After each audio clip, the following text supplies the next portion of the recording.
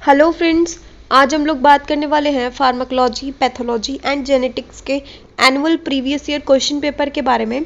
ये आप लोग देख सकते हो जुलाई 2012 का क्वेश्चन पेपर है प्रीवियस ईयर का। तो सबसे पहले फार्मा की बात करते हैं, सेक्शन ए की। फर्स्ट क्लासिफिकेशन करनी है आपने एंटी हाइपरटेंसिव ड्रग्स की। उसके बाद आपने यूज़ और साइड इफेक्ट बताना है बीटा एड्रेनर्जिक ब्लॉकिंग ड्रग्स का। तो ये जो क्वेश्चन आया हुआ है ये 8 नंबर में आया हुआ है। तो आप लोगों ने अच्छे से एंटी हाइपरटेंसिव ड्रग्स की क्लासिफिकेशन लिखनी है। उसके बाद जो है आपने यूजेस और साइड इफेक्ट्स बताने हैं बीटा एड्रेनर्जिक ब्लॉकिंग ड्रग्स के। उसके बाद सेकंड क्वेश्चन की बात करते हैं। तो सेकंड क्वेश्चन है enumerate uterine stimulant and relaxant drugs. तो आपने जो यूट्राइन को स्टिमुलेट करती हैं और उसको रिलैक्स करती है उन ड्रग्स की जो है क्लासिफिकेशन, उनके यूजेस वगैरह जो भी आपको पता है वो सारी चीज़ें लिखनी है। उसके बाद आपने यूजेस लिखने हैं ऑक्सीटोसिन के। दो क्वेश्चंस हैं, एक है कि यूटेराइन स्टिमुलेंट और रिलैक्सेंट ड्रग्स लिखनी है प्लस ऑक्सीटोसिन के आपने यूजेस लिखने हैं। ये क्वेश्चन आया हुआ है 8 नंबर में। उसके बाद थर्ड क्वेश्चन जो है उसमें आपने किसी भी 6 का आंसर देना है, किसी भी 6 का, और एक क्वेश्चन जो है वो 5 नंबर में आता है। तो उसके बाद आपने सबसे पहले नर्सिंग केयर बतानी है पेशेंट की जिसको एक्यूट मायोकार्डियल इन्फेक्शन है। एम आई क्या होता है? एम आई का मतलब जो है वो हार्ट अटैक होता है। जिसको भी हार्ट अटैक आया है पेशेंट को, उसका जो हमने नर्सिंग केयर बतानी है। उसके बाद नेक्स्ट है adrenaline, levothyroxine, vitamin D, nitroglycerine, drugs for anaemia of the pregnancy और रिफेम्पाइसिन, ओरल कॉन्ट्रासेप्टिव पिल्स।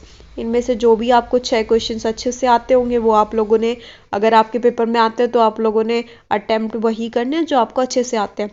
और रही रिफेम्पाइसिन जो है ना, वो एंटी ट्यूबरक्लोसिस ड्रग्स है, फर्स्ट लाइन ड्रग। तो जो ये फर्स्ट लाइन ड्रग्स है रिफेम्पाइसिन और आइसोनाइजाइड, ये दोनों ही ड्रग बहुत इंपॉर्टेंट है। पेपर में ऐसा हो ही नहीं सकता कि किसी पेपर में इन दोनों ड्रग में से कोई आया ही ना हो। 3 क्वेश्चंस बनते हैं, या तो आप एंटी ट्यूबरकुलोसिस ड्रग्स बताओ, या फिर रिफेम्पाइसिन के बारे में पूछा जाता है, या फिर आइसोनाइजाइड के बारे में।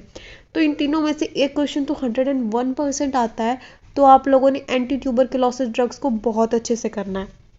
उसके बाद जो अनेमिया है वो भी एक मोस्ट कॉमन क्वेश्चन है, प्लस एंटी हाइपरटेंसिव ड्रग्स जो है वो भी एक बहुत कॉमन क्वेश्चन है जो पूछा ही जाता है मोस्टली पेपर्स में।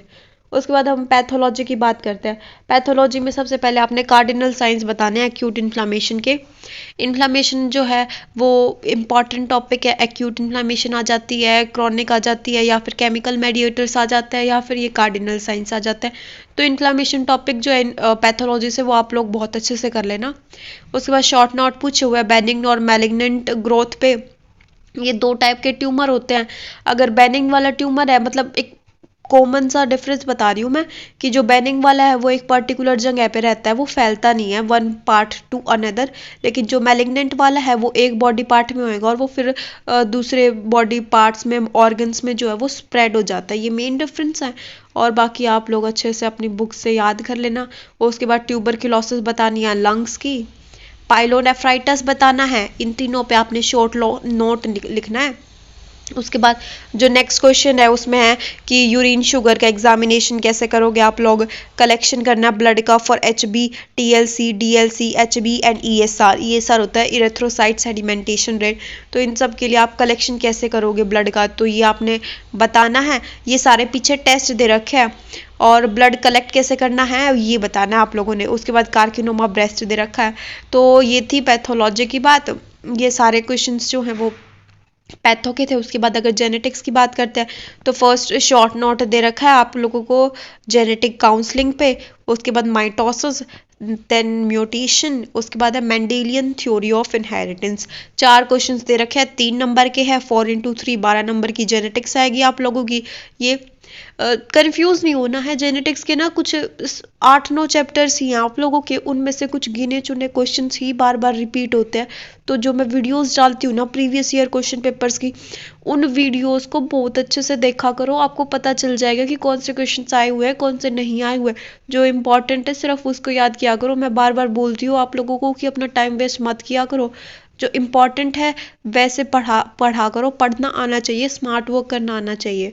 तो अपने फ्रेंड्स वगैरह में इस वीडियो को जो है वो आप शेयर कर देना। And thank you for watching my video.